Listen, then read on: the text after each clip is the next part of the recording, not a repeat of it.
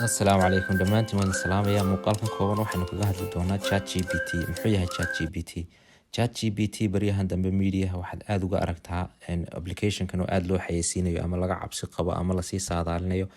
ChatGPT ayaan macluumaad yar kooban idinka siin doonaa qaybta dambe ee muuqaalkan waxaynu ku arki doonaa sida uu u shaqeeyo iyo su'aalo dhowr oo aynu weydiin doono ChatGPT waxaa sameeyay OpenAI shirkadda la yiraahdo oo la aasaasay 2015 waxaana aasaasay hantiilaha Elon Musk iyo niman kale oo dhowr ah oo ay kamid yihiin Sam Altman isaguna wuxuu ahaa madaxa gudoomiyaha shirkadda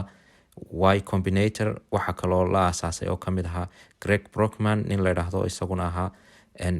qaybta xisaabaadka madax uga ahaa Stripe ChatGPT waxaa markii ugu horeysay la sii daayay bishii November 2022 muddo week gudaheeda ayaa iska diiwaangeliyeen macaamiil ama dad aad u tiro badan saas darteed waxay u baahdeen inay database-kooga aad u ballaariyaan oo ay ka dhigaan mid qaadi kara malaayiin isticmaalayaasha ka mid ah application-kan ChatGPT wuxuu ku jiraa tijaabooyinkii ugu horeeyay waxaana la filayaa qaybaha dambe ee update-kiisa inuu noqon doono lacag oo lacag lagu isticmaali doono la bixin doono lacag bilo ah ama sanadle ah macluumaadka ilaa hadda ku jira ChatGPT waa mid kooban laakiin sida la qiyaasay ama la tijaabiyay tijaabooyin badan la mariyay waxa la filayaa inuu muddo yar gudahood uu noqon doono application-ka ugu isticmaalka badan la dunida oo lagaga maarmi doono Google iyo shirkadaha kale ee search engine-ka ee wax lagu baaro macluumaadka laga raadiyo ChatGPT wuxuu kuu sahlayaa inaad luqadaad rabto wax ku qori karto xisaabaad weydiin karto computer programming-ka aad su'aalo ka weydiin karto physics-ka biology-ga iyo maadooyinka kale dugsiyada iyo jaamacadaha lagu dhigto tusaale ahaan Google haddii aad macluumaad ka baarayso oo aad su'aal weydiiso waqti dheer iyo dariiq dheer bay kugu qaadanaysaa inaad hesho jawaabtii saxda ahayd ee aad u baahnayd laakiin ChatGPT wuxuu kaga duwan yahay wuxuu kuu soo koobayaa su'aashii oo leh reference-geegii iyo macluumaadkii aad u baahnayd oo sax ah waxaa la saadaalinayaa in ChatGPT uu xaalufin doono shaqooyin badan oo ay ka mid yihiin wariyaasha maqaalada qora researchers-ka iyo kuwa macluumaadada iyo research-yada sameeya dadka xogaha baara iyo wixii lamid ah waxa kale oo aad uga walwalsan macallimiinta jaamacadaha iyo iskuulada waxayna dareemayeen in waxbarashada qiimahooda hoos u dhici doonto sababtuna waxay tahay iyagoo ay ardaydu isticmaali doonaan maskaxda macmalka ah ama artificial intelligence hadda waxaynu tijaabin doonaa waxoogaa wada sheekaysa ama su'aalo aynu weydiin doono aan la yeelan doono ChatGPT iyo sida uu shaqeeyo kusoo dhawaada qaybta dambe ee muuqaalka halkan markaan joogno qaybtan Google-ka ayaan ku qoranaa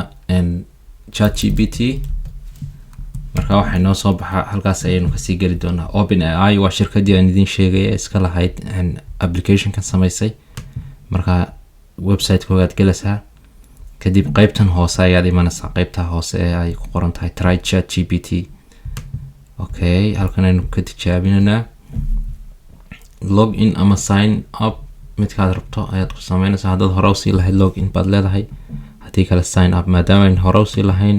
login ayaynu leenahay Gmail igu fur baan odhanayaa haddii aad Hotmail leedahayna Hotmail-kaad ku furanaysaa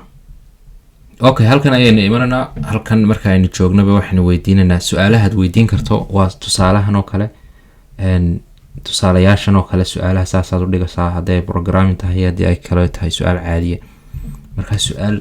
isaga ayaynu weydiinanaa ChatGPT muxuu yahay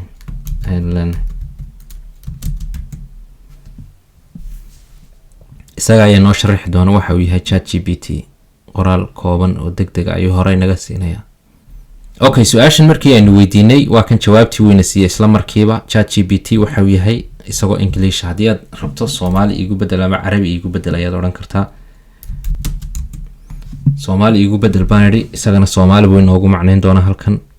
okay waxa qaybtii Soomaaligiina ina siiyay waad ka garan kartaan Google Translate-ka Soomaaligu sidoo iskaga dhiban yahay haddii aad hore iskugu daydo waad garan kartaa marka Soomaali sax ah kuuguma turjumay laakiin ku soo dhaweynaya waxa uu ka hadlayo su'aal xisaab ayaynu weydiinanaa 2 + 2 × 2 su'aashaas bal inuu inooga jawaabo ayaan isku daynaa waa kan jawaabtii waxayna siiyay result-igu waxa weeye 2 loo geeyay 2 oo lagu dhuftay 2 waa 6 buu yiri haddii aynu weydiino sabab how ku si faahfaahinaya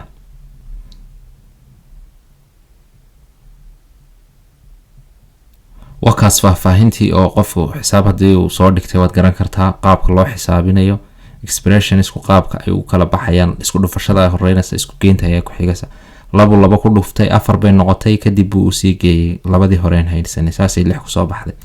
su'aal kastood weydiiso marka saas uu kaaga jawaabay si dhaqso ah marka markasta waxay ku xidhan tahay haddii aad su'aal aad weydiiso su'aashii hore aad rabto inaad faahfaahin uga baahato tii u dambeysay buu ku sii wadaya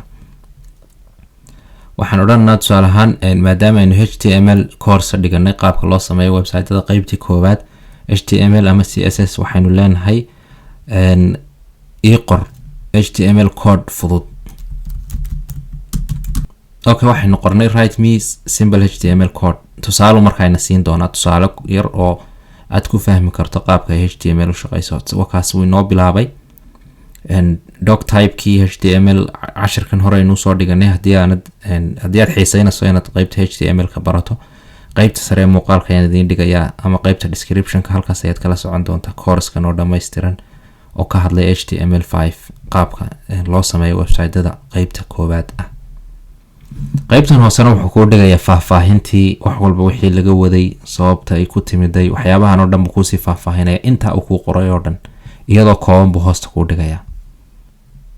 su'aal kale aynu weydiinanaa su'aashan aynu ku soo koobanaa internetku muxuu yahay internetku muxuu yahay su'aashaas aynu English ku weydiinanaa kadibna Soomaali noogu bedel baynu leenahay wakaas isla markiiba uu noo soo daadinaya jawaabihii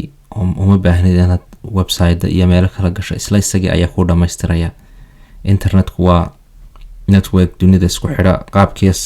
ayaynu rabnaa inaan Soomaali ahaan u bedelno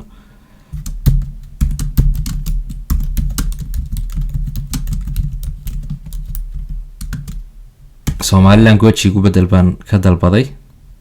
wakaas Soomaaligiina si degdeg ah inoogu soo siinaya af Soomaali inoogu siinaya internetku waa wadada caalamiga ah ee kombiyuutarada isku xidha ee ay adeegsadaan habka internetka qaabkaas way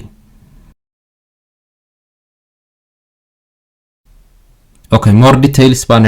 details maadaama aan idhi wakaas waxyaabo kale dheeraad u igu sii daraya internetku wuxuu yahay waxyaabaha loo adeegsado qaabku u shaqeeyo waxyaabahaas oo dhan oo faahfaahsan ayuu iga jawaabay si degdeg ah jawaabtii ku heshay ChatGPT waa application-ka aadka u wanaagsan ee sida fudud jawaabaha kugu siinaya sida dhaqsaha kugu siinaya haddii aad jeceshahay inaan muuqaal dhammaystiran oo faahfaahsan aynu ka soo sameyno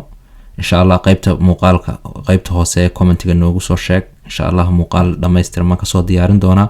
isagoo sidan ka faahfaahsan su'aalahan kooban uma rabay inaan ku tijaabiyo ChatGPT inkastoo anigu hore aanu isticmaalay laakiin muuqaalkan ahaan intan baan ugu talagalay inaan idinka tusiyo haddii insha Allah waqti aan helno muuqaalada soo socda mid kamid ah ayaynu ku soo qaadan doonaa isagoo faahfaahsan qaababka aad uga faa'iideysan karto iyo saad ugu shaqeysan karteed hawlahaaga aad ugu fududeysan karto insha Allah inta aynu ku kulmi doonaa muuqaalkan oo kala dhamaantii waxaan leeyahay nabadgelyo